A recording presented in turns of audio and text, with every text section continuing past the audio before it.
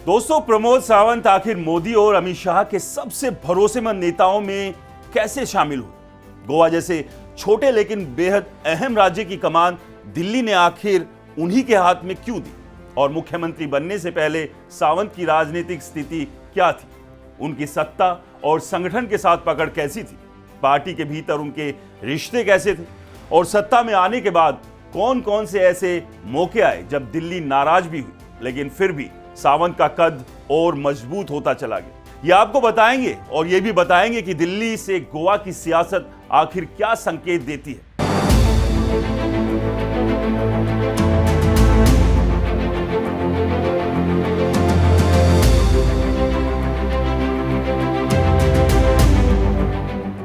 दोस्तों, आपका स्वागत है हमारे इस खास सेगमेंट गोवा फाइल्स में। दोस्तों, स्टोरी से पहले मैं आपको बता दूं कि ये हमारा खास सेगमेंट यानी गोवा फाइल्स गोवा की हर उस स्टोरी को उठाता है जिसे आप देखना और सुनना चाहते हैं। तो आप हमें कमेंट के माध्यम से बता सकते हैं और हम उस पर रिपोर्ट जरूर करेंगे। चलिए अब स्टोरी पर आते हैं। दोस्तों, गोवा की राजनीति हमेशा बेहद संवेदनशील रही है। यहाँ सत्ता की कुर्सी जितनी जल्दी मिलती है उतनी ही जल्दी संकट में भी आ जाती है। गठबंधन टूटते हैं, सरकारें गिरती हैं और अचानक नए समीकरण बन जाते हैं। ऐसे माहौल में दिल्ली को हमेशा एक नेतृत्व की जरूरत होती है जो स्थिरता दे सके, संगठन को साथ लेकर चले और संकट के समय सरकार को संभाले। साल 2019 में जब गोवा के सबसे बड़े नेता और तत्कालीन मुख्यमंत्री मनोहर पर्रिकर जी का निधन हुआ तो बीजेपी के सामने सबसे बड़ा सवाल खड़ा हो गया कि अब गोवा को कौन संभालेगा, क्योंकि पर्रिकर जी सिर्फ मुख्यमंत्री नहीं थे, वो गोवा में बीजेपी की पहचान थे। ऐसे वक्त में पार्टी को चाहिए था एक ऐसा चेहरा जो ज्यादा विवादों में ना हो, जो जमीन से जुड़ा हो और जिस पर दिल्ली भी भरोसा कर सके। और यहीं से प्रमोद सावंत का नाम तेजी से सामने आया। दोस्तों, प्रमोद सावंत कोई बाहर से आए नेता नहीं थे। वो शुरू से संगठन की राजनीति में रहे, आरएसएस की पृष्ठभूमि रही, अनुशासित कार्यकर्ता के तौर पर जाने जाते थे। धीरे धीरे पार्टी में जिम्मेदारियां निभाते हुए विधायक बने थे, फिर विधानसभा अध्यक्ष जैसे अहम पद तक पहुंचे। उनकी छवि हमेशा एक शांत, संयमित और संगठन के प्रति समर्पित नेता की रही। और मुख्यमंत्री बनने से पहले भी उनके रिश्ते पार्टी के भीतर मजबूत माने जाते थे। वो ऐसे नेता थे जो टकराव नहीं करते थे बल्कि संतुलन बनाते थे। लेकिन दोस्तों, राजनीति में सिर्फ भरोसा ही नहीं होता। कई बार ऐसे मौके भी आते हैं जब दिल्ली नाराज होती है और गोवा के नेतृत्व को सख्त संदेश देती है। डॉक्टर प्रमोद सावंत के कार्यकाल में भी कुछ ऐसे ही बड़े घटनाक्रम हुए जब ये कहा जाने लगा कि दिल्ली में सावंत को लेकर नाराजगी बढ़ रही।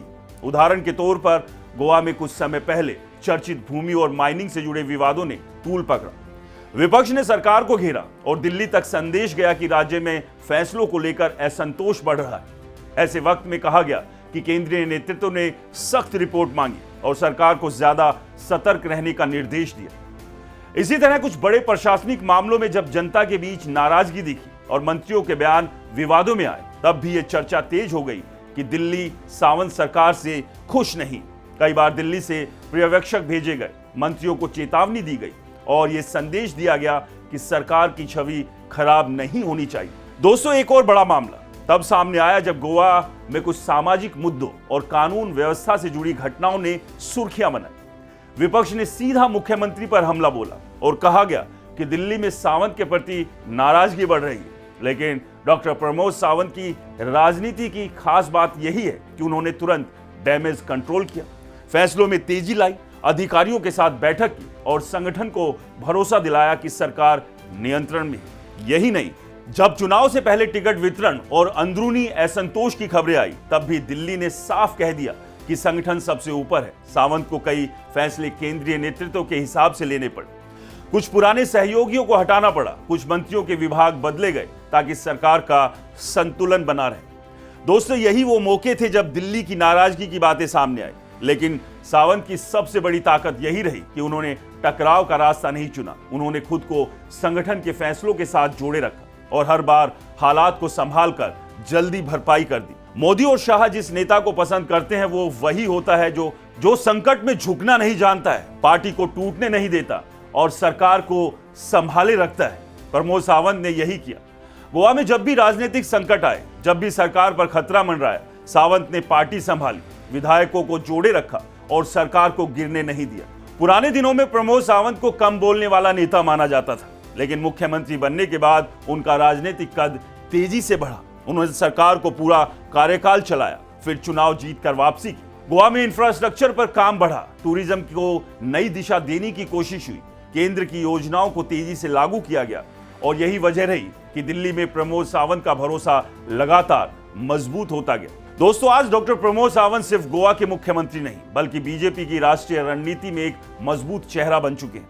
दिल्ली की नजर में गोवा बेहद अहम राज्य है, क्योंकि गोवा छोटा जरूर है लेकिन देश और दुनिया में उसका संदेश बहुत बड़ा जाता है। और मोदी शाह चाहते हैं कि गोवा में बीजेपी का मॉडल स्थिर रहे, इसलिए डॉक्टर प्रमोद सावंत को लगातार समर्थन मिलता रहा। दोस्तों, डॉक्टर प्रमोद सावंत की कहानी यही बताती है कि राजनीति में सिर्फ चमक नहीं होती, राजनीति में असली ताकत होती है लगातार मेहनत, संगठन के प्रति समर्पण और भरोसे की राजनीति। गोवा की कमान उन्हें इसलिए मिली क्योंकि उन्होंने पार्टी को जोड़ा, राज्य को स्थिर रखा और दिल्ली का भरोसा जीता। और आज डॉक्टर प्रमोद सावंत गोवा में बीजेपी के सबसे मजबूत स्तंभों में गिने जाते हैं। लेकिन अब गोवा की राजनीति एक बार फिर नए मोड़ पर खड़ी है। विधानसभा चुनाव धीरे धीरे करीब आ रहे हैं और जैसे जैसे चुनाव नजदीक आते हैं, दिल्ली की नजरें और तेज हो जाती है, संगठन की अपेक्षाएं और बढ़ जाती है और मुख्यमंत्री के सामने चुनौतियां भी कई गुना हो जाती है। दोस्तों, अब सवाल यह है कि क्या डॉक्टर प्रमोद सावंत एक बार फिर दिल्ली का भरोसा उसी मजबूती से कायम रख पाएंगे? क्या पार्टी के भीतर हर असंतोष को समय रहते संभाल पाएंगे? क्या विपक्ष के हमलों का जवाब देकर गोवा में बीजेपी की सत्ता को फिर से मजबूत कर पाएंगे? क्योंकि गोवा जैसे राज्य में चुनाव सिर्फ सीटों का नहीं होता, चुनाव संदेश का होता है। दिल्ली के लिए गोवा की जीत बहुत बड़ा संकेत होती है और डॉक्टर प्रमोद सावंत के लिए चुनाव सिर्फ एक राजनीतिक मुकाबला नहीं बल्कि एक अग्नि परीक्षा की तरह देखा जाएगा। ऐसे में आने वाले महीने, साल बेहद अहम होंगे। हर फैसला, हर कदम और हर रणनीति पर दिल्ली की नजर होगी। इसलिए अब देखना दिलचस्प होगा कि गोवा की राजनीति में आगे क्या होता है। क्या सावंत फिर से अपनी पकड़ मजबूत करते हैं या गोवा की सियासत कोई नया मोड़ लेती है? दोस्तों, यही है गोवा की राजनीति की असली कहानी और आने वाला वक्त इसका सबसे बड़ा जवाब देने वाला है। तो आगे तक बने रहिए हमारे साथ। हमारे चैनल राज टीवी को सब्सक्राइब कीजिए, इस वीडियो को लाइक कीजिए और कमेंट्स में बताइए गोवा की सरकार को लेकर आपका क्या मानना है। नमस्कार।